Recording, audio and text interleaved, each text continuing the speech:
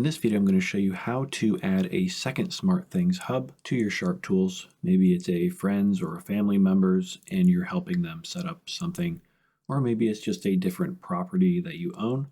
You can add it right here into SharpTools so you can do all of your automations in your single SharpTools account.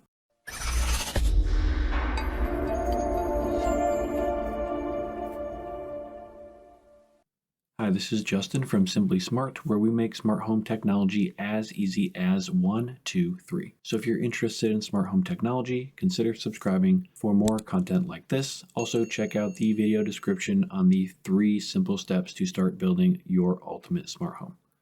Like I said, in this video, what we're going to be doing is we're going to be adding a second SmartThings hub to our SharpTools account. So you can see I have my home hub here, which is my primary residence. And if I click on Manage Connections, so if you had Home Assistant or Hubitat or any other multiple hubs, you can add them all together and then create automations using all of the devices from all of the hubs, which is cool. So we're going to add a second Samsung SmartThings hub to our SharpTools. So I'm just going to click on Samsung SmartThings here. It's going to open up to this screen. Just going to put in your login credentials. And then here it's going to have you select a location. So you have your home, which is probably the one that you already have. And then you have whatever other one you may have added recently. So this is another unit here. So I'm going to tap on this. And then it's going to say, okay, what do you want to import? So I'm just saying everything. So we're just going to click on Authorize. All right, it says congrats, you have successfully paired your account.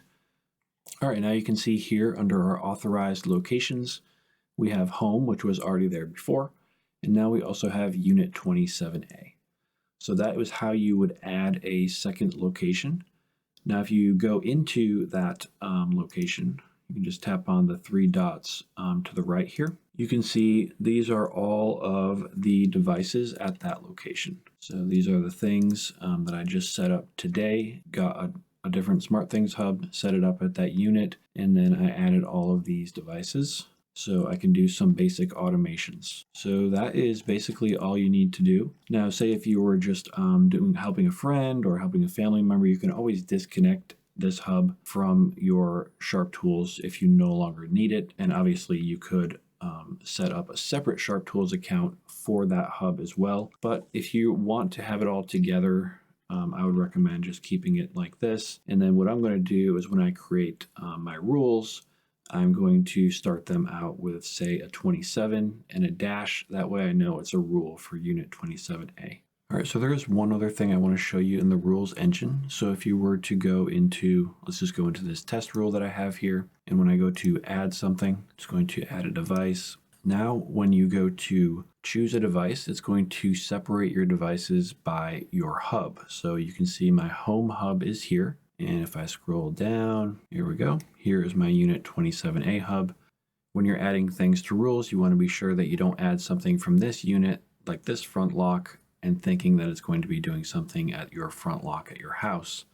So that is just one cool thing that it does here in the rules engine is it kind of keeps all of your devices separate, but just know that you can use them together if there is a situation like that. Even another hub from Hubitat or Home Assistant, and bring all of your devices from all of those hubs together to create automations. Maybe you can't get a device into SmartThings, but you can get it into Hubitat. You can add that device in SharpTools, and then you can use that device in the rules with your SmartThings devices.